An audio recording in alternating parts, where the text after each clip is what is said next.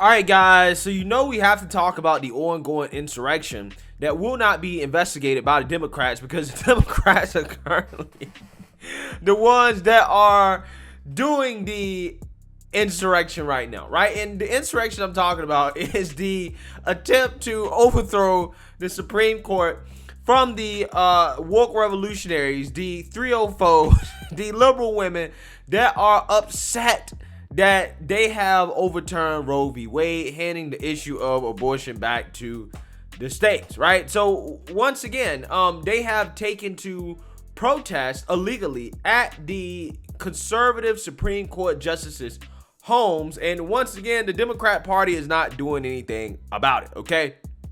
And these protests have got to the point where they've actually really escalated to the point where there actually is what I would basically compare to what happened on January 6th actually happening in Arizona, right? It happened last night, okay? And we're going to talk about that. But first, I want to talk about these abortion protesters who are actively giving out the addresses of Supreme Court justices in their homes so that they can go and try to intimidate these judges. So let's read about this, because this is a shame that this is happening in our country. And we have the politicians in power that are standing by and doing absolutely nothing about it. But then they want to turn around and lecture us about, political violence and insurrections and civility and all this other stuff. So let's read here. Enraged pro-choice protesters vowed to descend on the homes of the 6 conservative Supreme Court justices on Saturday after posting their addresses online in the wake of Roe v. Wade being overturned. The pro-abortion group Ruth Senta started circulating the justices' addresses in the hours after the High Court struck down the landmark abortion case Friday, and as violent protests broke out nationwide. Dozens of protesters showed up outside Justice Clarence Thomas's home overnight, chanting, quote, "No privacy for us, no peace for you," and accusing his wife, Jenny, of being an insurrectionist. How ironic is that, right? How ironic is that? Okay. They're accusing Jenny Thomas of being an insurrectionist while at the same time basically attempting to try to overthrow the Supreme Court, saying that the court is illegitimate, that they don't want to listen to the court, et cetera, right?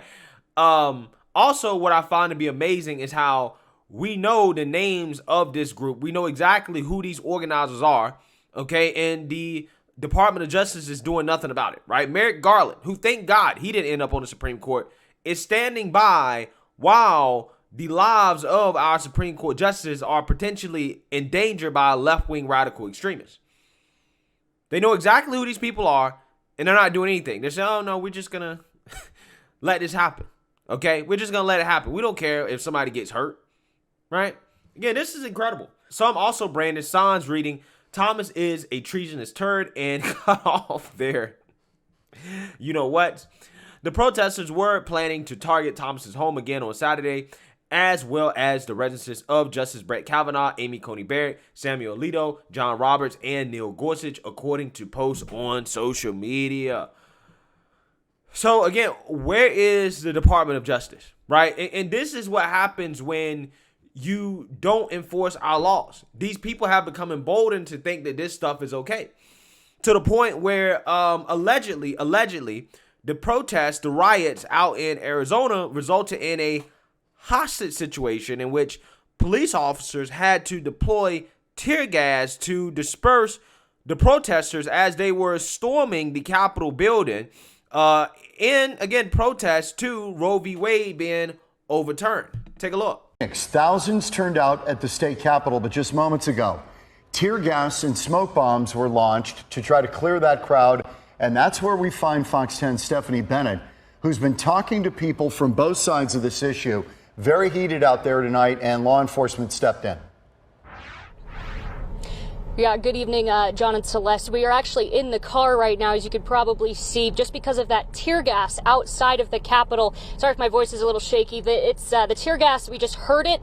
Probably at least several bangs go off, I'd say. We also saw something in the air. I don't know if that was the smoke or if that was like flares or something go off. Everybody just started dispersing all at once, started running. It's pretty quiet over there at the Capitol right now. But yeah, it was a pretty scary moment because the rest most of the day, I mean, this event started around 7, but people have been coming throughout the afternoon, setting up for this event. And it was very peaceful. I mean, they all gathered, and then there was a march that happened around the Capitol, downtown, and then back to the Capitol. We did speak with somebody just now who was running away. His eyes were just streaming, and he was using a water bottle to kind of rinse out and flush out his eyes. He told us that he saw the group started banging on the windows of the Capitol, trying to get in. That's when DPS and other law enforcement started throwing the tear gas to basically get them away.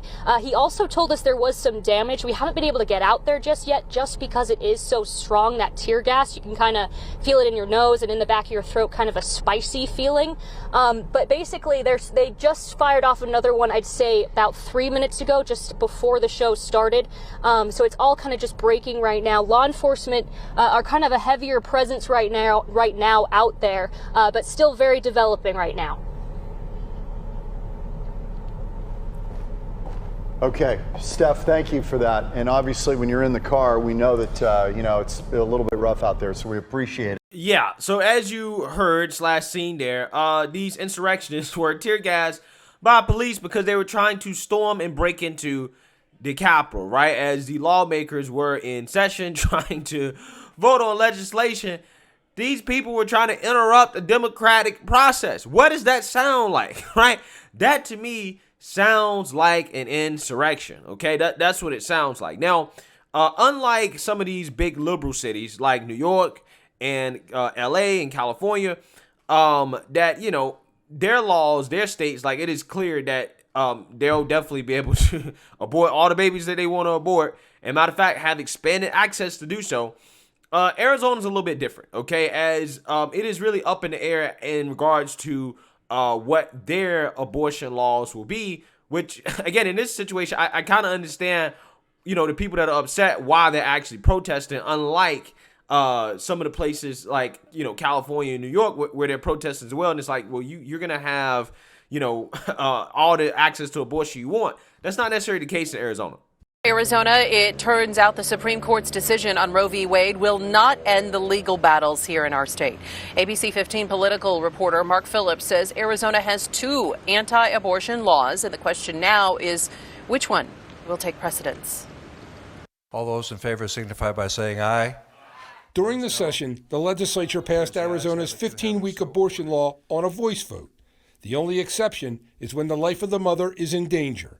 Senator Nancy Bartow was the sponsor. This is a common sense limit. Bartow included in her bill, which the governor signed, a provision saying if the Supreme Court repealed Roe v. Wade, Arizona's territorial law would take precedence. That law makes all abortions in Arizona illegal, except when the life of the mother is at risk. The pre-Roe law should be enforceable. The pre-Roe law was only unenforceable because of the Roe v. Wade decision. In a statement on the repealing of Roe, Governor Ducey said the Supreme Court has made the right decision by finally overturning it and giving governing power back to the people and the states. The governor believes the law he signed gives women 15 weeks to end their pregnancies without violating the law.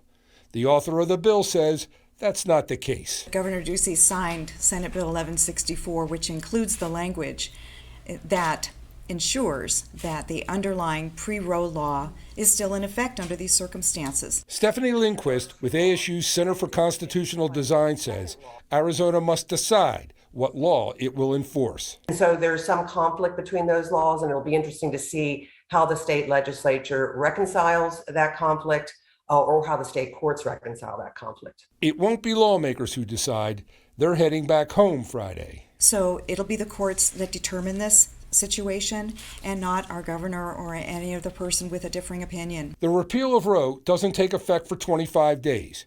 Arizona's 15-week abortion ban becomes law in October.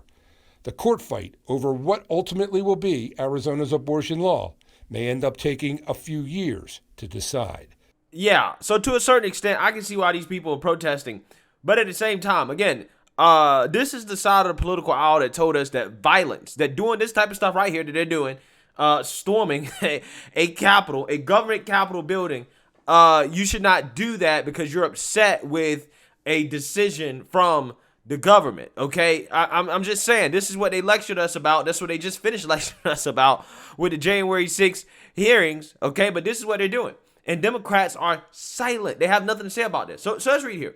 Law enforcement officers in Phoenix, Arizona used tear gas to break up a sizable group of protesters outside the state Senate building following the U.S. Senate Supreme Court's decision to overturn the landmark abortion ruling Roe v. Wade. Quote, protesters threatened to break the AZ Senate entryway glass. Republican Arizona State Senator Wendy tweeted as members were in the middle of voting on a series of bills. The situation escalated into a hostage situation as lawmakers were instructed not to exit the building, Republican Arizona State Senator Kelly Townsend said. The Republican caucus of the state Senate later called the protest an attempted insurrection. Yeah, so here's the thing.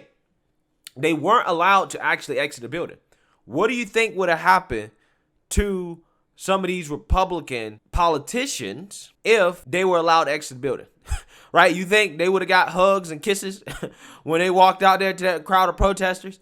I think that it is reasonable to assume that the Republican politicians, had they been allowed to leave the building, they would have been seriously hurt, okay, if they would have been allowed to leave, okay? These protesters, they were only mostly peaceful, right? And we all know what mostly peaceful actually means. Quote, we are currently there being held hostage inside the Senate building due to members of the public trying to breach our security, Townsend tweeted Friday night. We smell tear gas and the children of one of the members are in the office sobbing with fear. Quote, I expect a J24 committee to be created immediately, she added, referencing the January 6th committee that is investigating the insurrection of the U.S. Capitol building on January 6, 2021. According to the lawmakers, law enforcement officers then deployed tear gas to disperse the crowds and regain control of the building.